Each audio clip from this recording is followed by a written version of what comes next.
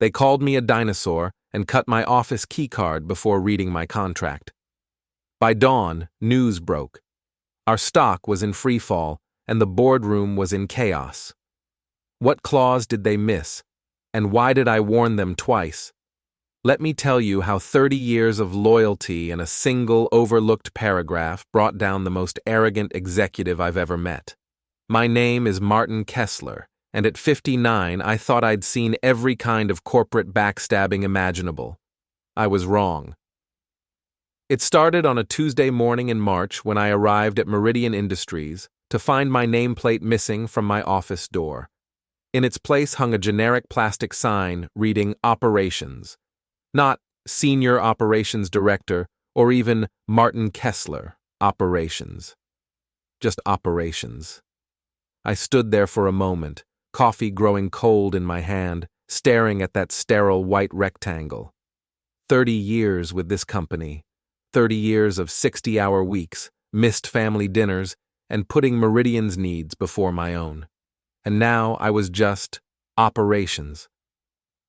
Morning, Martin.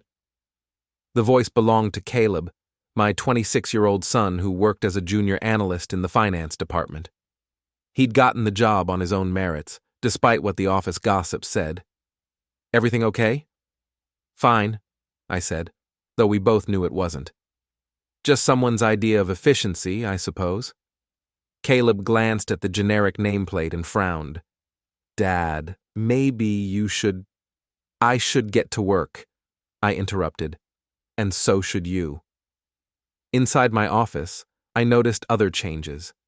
My 30-year service plaque had been moved from its prominent spot on the wall to a corner shelf, gathering dust behind a stack of outdated policy manuals.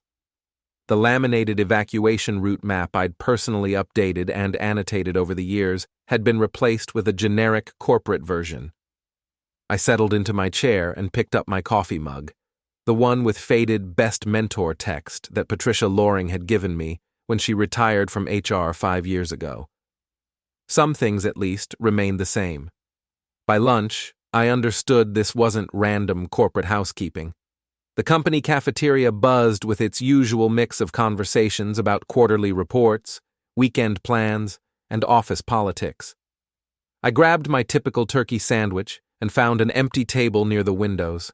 That's when I heard her voice cutting through the ambient noise like a blade.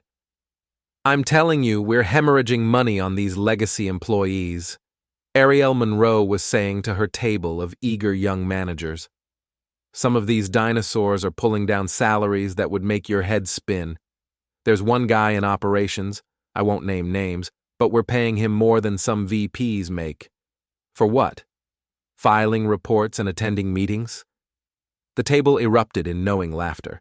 I didn't need to look to know they were all nodding along, hungry for any scrap of wisdom from the new VP of operations. My new boss. Arielle had been hired 3 months ago with a mandate to optimize operational efficiency. At 39, she had an MBA from Wharton and a reputation for aggressive cost-cutting at her previous company. The board loved her fresh perspective and modern approach to management. The thing is, Arielle continued, her voice dropping to a conspiratorial whisper that somehow carried perfectly to my table. These old-timers think their contracts are bulletproof. They think seniority means job security. But times change, and so do business needs. I took another bite of my sandwich, chewing slowly. The turkey tasted like cardboard. What about union protections? Asked someone at her table. We're not union, Arielle replied with a laugh. And even if we were, there are always ways to restructure roles, eliminate redundancies, encourage early retirement. The key is documentation and legal compliance. After lunch, I returned to my office to find Arielle waiting by my desk. She wore a tailored navy suit and an expression that suggested she was doing me a favor by being there. Martin, do you have a minute? She didn't wait for an answer before settling into the chair across from my desk. Through the glass walls of my office, I could see several junior staff members pretending not to watch. Of course, I said, closing the door and taking my seat. What can I do for you? I've been reviewing departmental budgets, she began, pulling out a tablet and swiping through screens with practiced efficiency.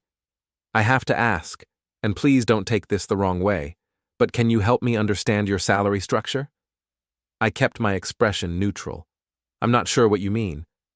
Well, according to payroll, you're earning significantly more than other employees at your level, even more than some directors in other departments. I'm trying to understand the justification for that compensation. I'd suggest reviewing my contract, I said quietly. Everything should be documented there. Arielle waved a dismissive hand. Contracts are just paper, Martin. What matters is current value and contribution. I need to understand what specific skills or responsibilities justify your current compensation level. I leaned back in my chair, studying her face. She was confident. I'd give her that. Confident enough to question a 30-year employee's salary without bothering to read the documentation that explained it. My contract outlines my responsibilities and compensation structure, I repeated. If you have specific questions about my performance or contributions, I'm happy to discuss them. But salary discussions should probably involve HR and legal. Oh, I'm not questioning your performance, Arielle said with a smile that didn't reach her eyes. I'm questioning whether we're getting appropriate value for our investment. There's a difference. Through the glass wall, I saw Caleb walking past with a stack of files. He glanced into my office, saw Arielle, and kept walking, but I caught the worried expression on his face. I understand you're looking to optimize costs, I said. That's good business. But I'd strongly recommend reviewing all relevant documentation before making any decisions about personnel changes. Of course, Arielle agreed, standing up. Though I have to say, Martin, the documentation I've seen so far doesn't really explain the premium we're paying for your services. Maybe it's time to consider whether your role might be better filled by someone with more current skills and a more competitive salary requirement.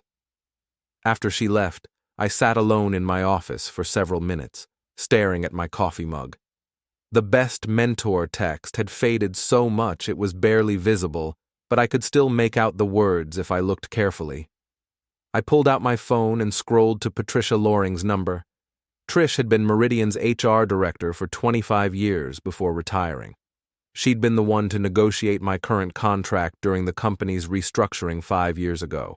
If anyone understood the complexities of my employment agreement, it was her. Martin? Her voice was warm when she answered. How are you holding up over there? I've been better, I admitted. Are you free for coffee tomorrow? I think I might need some advice. Of course. The usual place?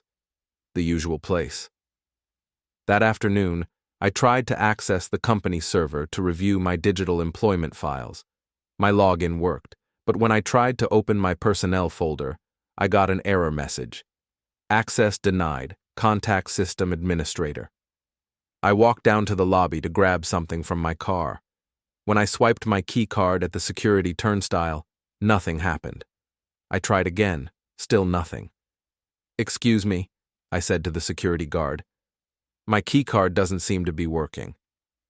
He was a young guy I didn't recognize, probably hired in the last few months. Name? Martin Kessler, Senior Operations Director.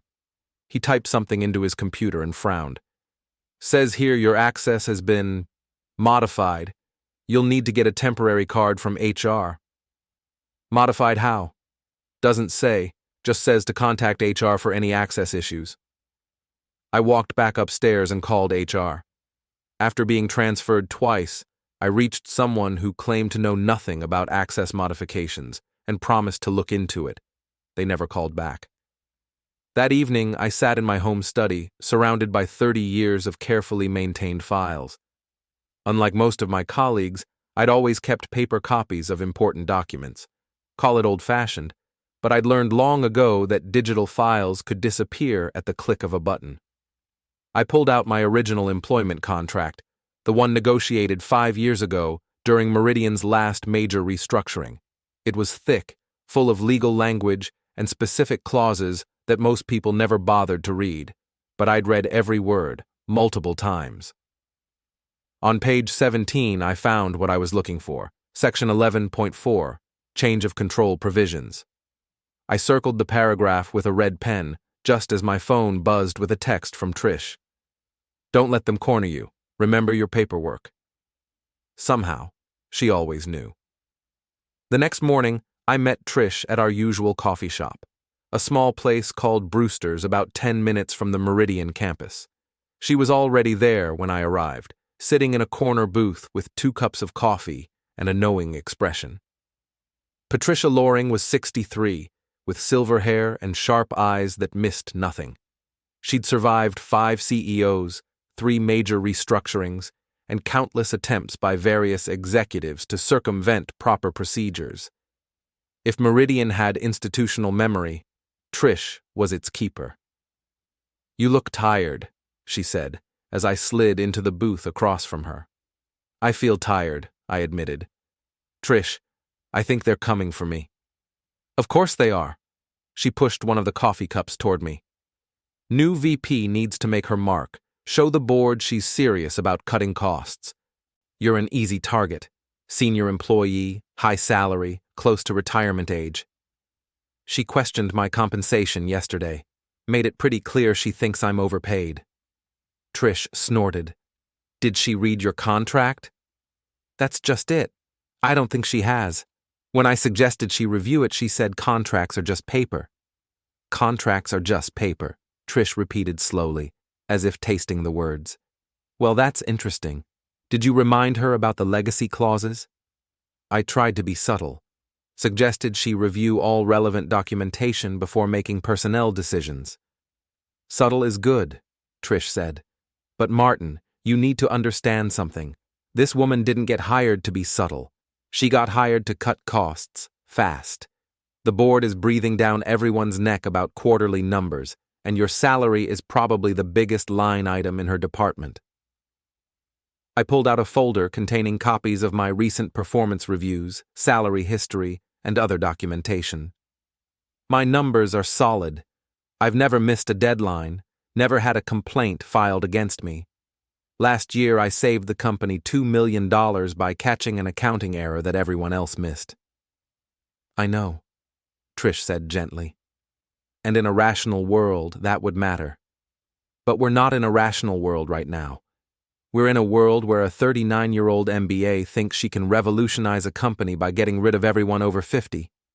She leaned forward, lowering her voice. "Martin, do you remember why we structured your contract the way we did 5 years ago? The company was in financial trouble. They needed to retain key personnel, but couldn't afford big salary increases." "Right. So we got creative. Your base salary is actually quite reasonable for your position. But the retention bonus, the phantom stock options, the change of control provisions, those were designed to protect both you and the company." I nodded. I remembered those negotiations well. The company had been struggling, and several key employees had already jumped ship for better opportunities. The board was desperate to prevent a complete exodus of institutional knowledge.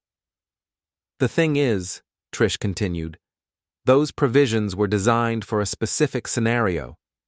If the company ever tried to force you out without proper cause, or if your role was significantly altered without your consent, certain financial protections would kick in." "The change of control clause," I said. "Exactly. And Martin, I need you to understand something. When we negotiated that clause, we made it very, very expensive for the company to ignore. We're not talking about a few months' severance. We're talking about immediate vesting of all phantom stock, acceleration of all deferred compensation, and penalty payments that would make the board's hair turn white." That afternoon, I decided to do some research of my own. Using my Code Blue emergency access badge, something I'd had for 15 years but never used, I made my way down to the payroll records vault in the sub-basement. It was a windowless room filled with file cabinets containing decades of employee records. Marcy Lane, the longtime payroll administrator, looked surprised to see me. She was 52, had been with the company for 28 years, and knew where every financial body was buried. "Martin, what brings you down to the dungeon?" I need to review some of my historical payroll records, I said. My digital access seems to be having issues. Marcy's expression grew serious. Let me guess. Someone upstairs is asking questions about your compensation? Something like that. She walked over to a filing cabinet and pulled out a thick folder. You know, it's funny. In all my years here, I've only had to explain your pay structure a few times. Most people just see the bottom line number and assume it's all salary. She handed me a payroll stub from 1999, back when everything was still printed on paper. See this? Your actual salary has only increased about 3% per year since then. Very reasonable, very standard. But this line here? She pointed to a section labeled Retention Incentive. This is what makes your total compensation look high. It's not a salary increase. It's a retention bonus tied to specific performance metrics and length of service. I studied the document carefully. And this was all board approved? Oh yes, I have the board resolution right here. She pulled out another document, this one with official letterhead and multiple signatures. Signed by the CEO, approved by the compensation committee, filed with legal, everything by the book. Marcy, I said carefully, hypothetically speaking, if someone tried to change my role or force me out without following proper procedures, what would happen to these retention incentives? She was quiet for a moment, then pulled out another file. Well, hypothetically, according to your contract, any material change to your position without your written consent would trigger immediate vesting of all deferred compensation, plus penalty payments. How much are we talking about? Marcy did some quick calculations on her computer.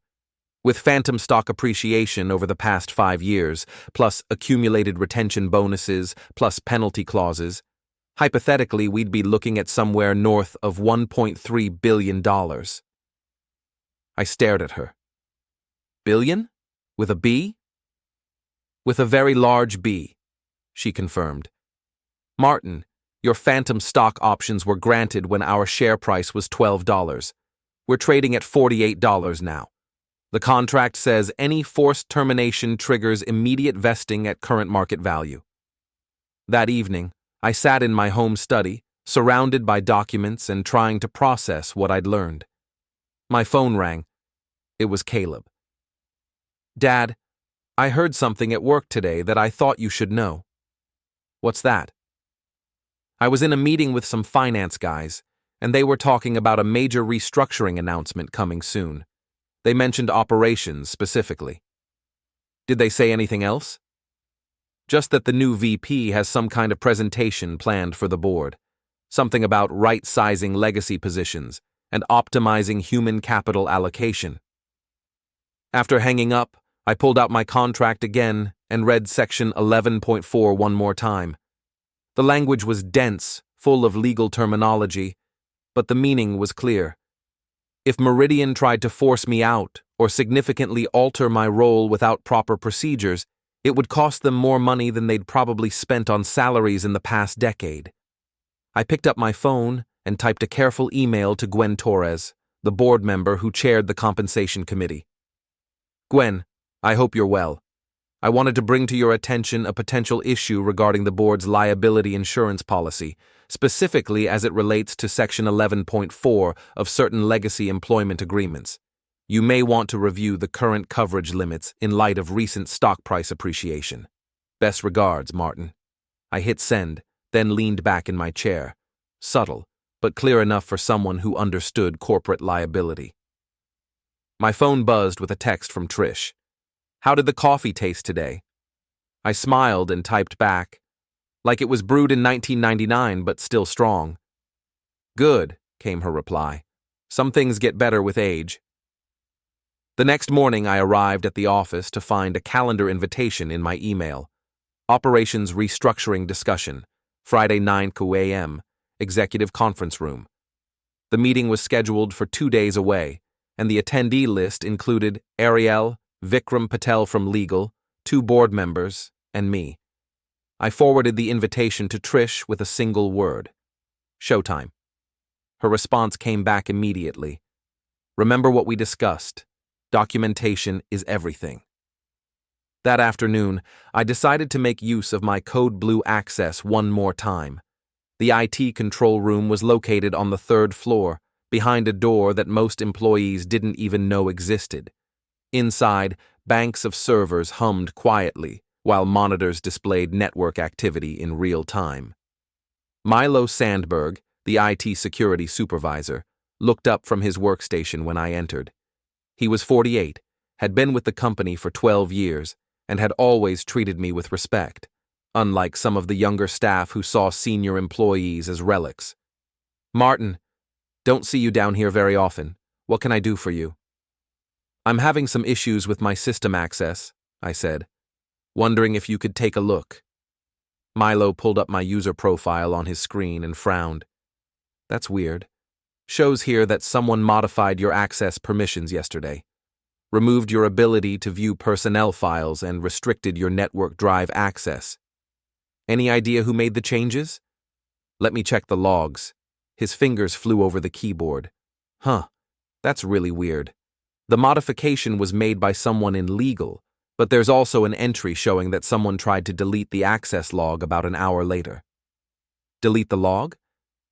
"Yeah, but our system creates automatic backups of all administrative actions, so the log entry is still there, just marked for deletion." He turned to look at me. "Martin, is everything okay?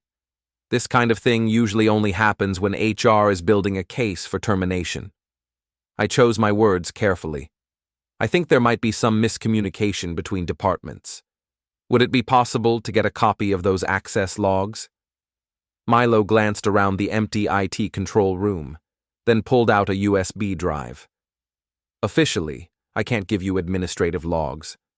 Unofficially, if someone happened to leave a USB drive on this desk and I happened to copy some files onto it while investigating a potential security breach, well, these things happen." He handed me the drive. "The files are encrypted, but the password is Meridian 1999, the year our current security protocols were implemented." That evening, I met Trish at Brewster's again. This time, she'd chosen a table in the back corner, away from other customers. "You look like someone who's been doing homework," she said as I sat down. I pulled out the USB drive and my folder of documents. "I've been learning some interesting things about my employment situation." "Such as?" "Such as the fact that my total compensation package, if triggered by an improper termination, would cost the company approximately $1.3 billion. Trish's coffee cup stopped halfway to her lips. I knew it was substantial, but billion with a B, I confirmed. The phantom stock options alone are worth over $1 billion at current market prices.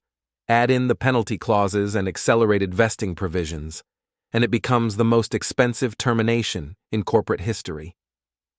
"Have you told anyone else about this?" I sent a subtle note to Gwen Torres about checking the liability insurance policy, and I think Arielle is about to walk into the biggest legal trap of her career. Trish leaned forward. "Martin, you need to be very careful here. If they realize what they're dealing with, they'll find another way to get rid of you. Something that doesn't trigger the contract provisions." "Like what?" "Performance reviews, disciplinary actions. They could build a case for termination with cause, which would void most of your protections." I shook my head. "My performance reviews are spotless. I've never had a disciplinary action in 30 years, and any attempt to manufacture problems now would be obvious retaliation." "Don't underestimate what desperate people will do," Trish warned, "especially when there's over $1 billion at stake." The next morning, I decided to do some reconnaissance. I arrived at the office early and took a walk through the executive wing, where Arielle's office was located. Through her glass walls, I could see her in an animated conversation with Vikram Patel. Vikram was 44, Harvard Law, and had been Meridian's corporate counsel for 6 years. He was ambitious, politically savvy, and generally competent. But he had one major flaw. He delegated detail work to junior associates and rarely reviewed complex documents personally. I couldn't hear their conversation, but I could see Arielle gesturing emphatically while Vikram nodded along. On her desk, I spotted a stack of documents with "Confidential Restructuring Plan" stamped on the cover. Later that morning, I ran into Gwen Torres in the elevator. She was 35, had been on the board for 3 years, and had a reputation for asking tough questions during board meetings. "Martin," she said as the elevator doors closed, "I got your email about the liability insurance. Interesting timing." "Just trying to be helpful," I replied. "I'm sure you are." She studied my face carefully. "You know, I've been on this board for 3 years, and I don't think I've ever actually read your employment contract. Maybe it's time I did." "That's probably a good idea," I agreed, especially given some of the changes being discussed. "What kind of changes?" The elevator reached her floor, and the doors opened. "I think that's a question for tomorrow's meeting," I said. That afternoon, I was walking past the legal department when I noticed unusual activity. Several junior associates were working late, and I could see stacks of employment contracts on their desks. Through the open door of a conference room, I spotted Arielle's assistant feeding documents into a shredder. I made a mental note to mention this to Milo. If they were destroying documents related to the restructuring, there might be digital copies on the company servers that could be preserved. My phone buzzed with a text from Caleb. "Dad, heard rumors about a big announcement tomorrow. Something about streamlining operations. Be careful." That evening, I sat in my study, organizing all my documentation into a neat folder: contract, payroll records, board resolutions, IT access logs, email correspondence with Gwen Torres. Everything was there, properly documented and backed up in multiple locations. I also prepared a summary document, a 1-page explanation of the key contract provisions and their financial implications. If tomorrow's meeting went the way I expected, I wanted to be able to explain the situation clearly and concisely. My phone rang. It was Trish. "How are you feeling about tomorrow?" she asked. "Nervous," I admitted, "but prepared. Remember, Martin, let them make the first move. Don't reveal what you know until they've committed to a course of action. Once they announce their decision, they can't take it back. What if they try to negotiate?" "They won't," Trish said confidently. "People like Arielle don't negotiate with people they consider beneath them. She'll try to steamroll you, and that's when you'll have her." After hanging up, I walked over to my safe and placed a backup copy of all my documents inside. Whatever happened tomorrow, I wanted to make sure the evidence was preserved. I looked at my watch, 11:47 p.m. In less than 10 hours, I'd be sitting in the executive conference room, listening to Arielle explain why my 30 years of service were no longer valued by Meridian Industries. But I had a feeling she was about to get an education in the importance of reading the fine print.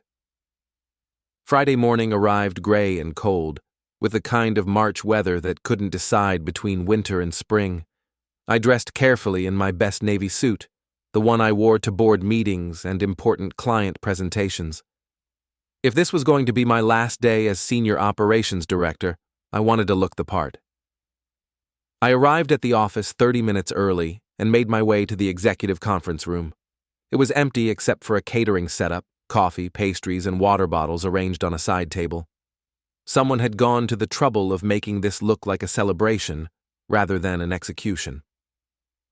Arielle arrived 15 minutes before the meeting, carrying a leather portfolio and wearing an expression of barely contained excitement. She was followed by Vikram Patel, who looked like he'd rather be anywhere else. "Martin," Arielle said with artificial enthusiasm, "ready for some exciting changes?" "I'm ready for whatever the day brings," I replied, taking my seat at the conference table. Gwen Torres arrived next, along with board member Harold Steinberg. They both nodded politely but said nothing. Gwen had a thick folder in front of her that I recognized as a board packet, the kind of comprehensive documentation prepared for major decisions. At exactly 9 a.m., Arielle called the meeting to order. "Thank you all for being here," she began, standing at the head of the table with a presentation remote in her hand. "Today marks an important milestone in Meridian's evolution toward operational excellence." She clicked the remote, and a PowerPoint slide appeared on the wall-mounted screen. "Operations Restructuring Initiative, Phase 1. As you know, our board has tasked me with optimizing departmental efficiency and reducing unnecessary overhead. After careful analysis, I've identified several opportunities for improvement. Click. The next slide showed an organizational chart with several positions highlighted in red. Specifically, we're eliminating redundant senior positions and redistributing responsibilities to more cost-effective personnel. I noticed that my position was highlighted in red, along with 2 other senior roles in different departments. Martin, Arielle said, turning to face me directly, your position as Senior Operations Director is being restructured. Effective immediately, you'll be transitioning to a part-time consulting role, with reduced responsibilities and compensation adjusted accordingly. She said it with the casual confidence of someone ordering lunch. Vikram shifted uncomfortably in his seat. Arielle, perhaps we should discuss the details of Martin's transition package. I've prepared a comprehensive transition plan, Arielle interrupted, pulling a document from her portfolio. Martin, this outlines your new role, compensation structure, and timeline for the transition. I think you'll find it quite generous. She slid the document across the table to me. I glanced at it briefly. It was a standard consulting agreement offering about 30% of my current compensation for undefined advisory services. This is a significant change to my employment status, I said carefully. Have you reviewed my current contract to ensure this transition complies with all relevant provisions? Your contract is a standard employment agreement, Arielle replied dismissively. Nothing in there prevents us from restructuring your role to meet current business needs. I looked at Vikram. Have you reviewed my contract, Mr. Patel? Vikram cleared his throat. I've reviewed the relevant sections. This restructuring falls within the company's standard authority to modify positions as needed. Which sections did you review specifically? The standard sections, employment terms, compensation, termination provisions. Did you review Section 11.4? Vikram's pause was barely perceptible, but I caught it. I reviewed all relevant sections. Gwen Torres spoke for the first time. Actually, before we proceed, I'd like to review Martin's contract myself. I don't think I've ever seen the complete document. Arielle looked annoyed. Gwen, we've already cleared this with legal. There's no need to delay implementation over paperwork. Nevertheless, Gwen said firmly, I'd like to see the contract. Martin, do you have a copy with you? I reached into my folder and pulled out the original document. Of course, I always keep important paperwork handy. Gwen took the contract and began flipping through pages. After a few minutes, she found Section 11.4 and started reading carefully. Her expression grew increasingly serious. Arielle, she said, without looking up, have you read this section? Which section? Section 11.4, Change of Control Provisions. Arielle waved a dismissive hand. That's just standard boilerplate language. Every contract has clauses like that. Gwen continued reading, her frown deepening. Vikram, did you review this specific section? Vikram was starting to look uncomfortable. As I said, I reviewed all relevant. This section specifically, Gwen interrupted.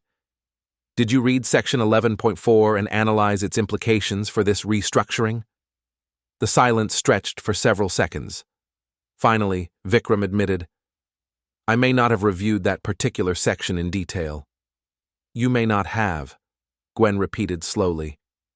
Vikram, this section appears to define any material change to Martin's position as a change of control event that triggers immediate vesting of all deferred compensation and phantom stock options.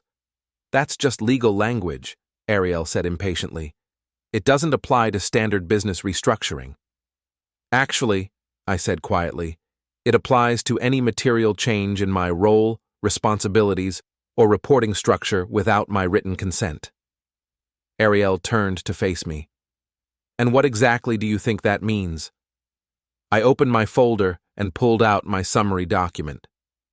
It means that forcing me into a part-time consulting role constitutes a material change that triggers several financial provisions in my contract. such as immediate vesting of all phantom stock options granted over the past 5 years, acceleration of all deferred compensation, and penalty payments equivalent to 5 years of total compensation. Gwen was still reading the contract. Martin, what was Meridian's stock price when these phantom options were granted? $12 per share. And our current stock price? $48 per share, as of yesterday's close. Gwen pulled out her phone and started calculating. After a moment, she looked up with an expression of complete shock. How many phantom shares are we talking about? I consulted my summary document. 250,000 shares, granted over 5 years as part of my retention package. Gwen's face had gone pale. Vikram, if Martin is correct about this contract language, we're looking at immediate vesting of phantom stock worth approximately $12 million, plus penalty payments of, what's your annual compensation, Martin? Including the retention bonus, about $260,000 per year. So, penalty payments of $1.3 million. She looked at the contract again. But wait, there's another clause here. Something about liquidated damages in the event of improper termination. I nodded. That's the big one. If the company forces me out without following proper procedures, they owe liquidated damages equal to the value of all phantom stock options at current market prices, plus accumulated retention bonuses, plus 5 years of compensation. Which totals? I had done the math many times over the past few days. Approximately $1.3 billion. The conference room fell completely silent. Arielle stared at me as if I'd just announced I was from Mars. Vikram looked like he was going to be sick. Harold Steinberg, who hadn't said a word during the entire meeting, was frantically scribbling notes. That's impossible, Arielle said finally. No employment contract includes billion-dollar penalties. This one does, Gwen said grimly. And I'm looking at board resolutions from 5 years ago, approving these exact terms. She turned to Vikram. How did you miss this? I relied on a summary prepared by a junior associate. I didn't review the original contract in detail. You didn't review a contract before approving a major personnel decision? Arielle was starting to look panicked. There has to be a way around this. We can negotiate a different arrangement. Maybe offer Martin an enhanced severance package. The contract is very clear, I said calmly. Any material change to my position without my written consent triggers these provisions. The moment you announced this restructuring, the clock started ticking. Gwen closed the contract and looked around the table. We need to suspend this meeting immediately and convene an emergency board session. If Martin is correct about these contract terms, we're facing potential liability that exceeds our annual revenue. Now wait a minute, Arielle protested. We can't let one employee hold the entire company hostage with an outdated contract. The contract isn't outdated, Gwen interrupted. It was approved by this board 5 years ago, and it's still in effect. And unless I'm very much mistaken, we just triggered every penalty clause in it. She stood up and gathered her papers. This meeting is suspended pending legal review. Martin, please don't sign anything or agree to any modifications until we've had a chance to fully analyze the situation. As everyone filed out of the conference room, Arielle grabbed Vikram's arm. There has to be something we can do, some way to challenge this. I'll research our options, Vikram said weakly. But Gwen is right. If these contract terms are valid, we're in serious trouble. I remained seated at the conference table, organizing my papers. Through the glass walls, I could see Arielle and Vikram in animated discussion, while Gwen was already on her phone, presumably calling other board members. My phone buzzed with a text from Trish. How did it go? I typed back, better than expected. I think they're starting to understand the situation. Good. Now comes the hard part, waiting to see what they do next. As I walked back to my office, I passed several colleagues who gave me curious looks. Word was already spreading that something significant had happened in the executive conference room. I settled into my chair and picked up my coffee mug, the one with the faded Best Mentor text. For the first time in weeks, the coffee tasted exactly right. The weekend passed in a strange state of suspended animation. No calls from the office, no emails demanding meetings or explanations. Just silence, which in the corporate world usually meant that very important people were having very serious conversations behind closed doors. I spent Saturday morning in my garden, tending to the tomato plants I'd started from seed. There's something therapeutic about working with your hands, watching things grow, nurturing life. It reminded me that there's a world beyond quarterly reports and boardroom politics. Caleb stopped by around noon, ostensibly to help with yard work, but really to check on his old man. "Dad, there are rumors flying around the office," he said as we raked leaves. "People are saying there was some kind of emergency board meeting yesterday afternoon." "I wouldn't know," I replied. "I left after my morning meeting." "Come on, Dad. Everyone knows something big happened. Janet from legal said Vikram locked himself in his office and spent the entire afternoon reviewing contracts." I leaned on my rake and looked at my son. 26 years old, smart as a whip, just starting his career. He reminded me of myself at that age, eager, ambitious, believing that hard work and loyalty would be rewarded. "Caleb, let me give you some advice. In this business, the most important thing you can do is read every document that affects you, not just skim it, not just trust someone else's summary. Read every word. Is that what this is about? Some kind of contract issue? This is about the importance of understanding what you're agreeing to before you agree to it." That evening, Trish called. "How are you holding up?" she asked. "Surprisingly well. I thought I'd be more nervous, but I feel calm, like I've done everything I can, and now it's out of my hands." "That's good. But Martin, you need to be prepared for them to get creative. A billion-dollar liability tends to focus people's minds wonderfully." "What do you think they'll try?" Trish warned. "They might attack the contract anyway. Desperate people chase technicalities. So I braced for a fight." Monday morning brought the next move, a mandatory all-hands meeting at 2 p.m. Arielle took the stage with Vikram and the chairman, speaking in polished corporate fog. She never said my name, but she kept repeating legal and contractual obligations, trying to calm the panic without admitting the crisis. Afterward, Gwen pulled me into her office. Outside counsel had confirmed my interpretation. The penalty clauses were real, uninsured, and big enough to sink the company. She offered a generous early retirement package if I'd waive the clauses. I asked the questions that mattered. Did the board understand the contract when they approved it? Did they review it before Arielle's restructuring? The answer to both was basically no. Then Gwen asked if my contract was worth layoffs, closures, maybe bankruptcy. I told her the point of a contract is that it holds when it's inconvenient.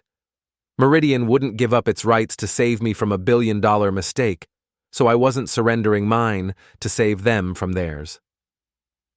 That night, I sat alone, realizing tomorrow the board would decide everything, and for once, I was the one holding all the cards. Tuesday morning, I walked into Meridian in my best suit and found an urgent email, an emergency board meeting at 9. The executive boardroom was packed, tense, and waiting for me. Legal confirmed the truth. My contract's penalty clauses were enforceable, and the restructuring Arielle announced would trigger about $1.3 billion in liability. Arielle and Vikram admitted they hadn't properly reviewed the contract. The board asked if I'd waived the penalties. I read my statement, then offered one condition. Arielle resigns, and the board publicly admits the restructuring happened without legal review. They called it blackmail and countered with a $5 million retirement package. I refused. I told them the clauses were already triggered, and I intended to collect every penny. When I stepped into the hallway, reporters were already waiting, and the story exploded. By afternoon, Meridian stock was in freefall. I ignored the noise, called Trish, and then texted my son to come over, because the money wasn't the point. The point was finally making them respect the paper they called just paper.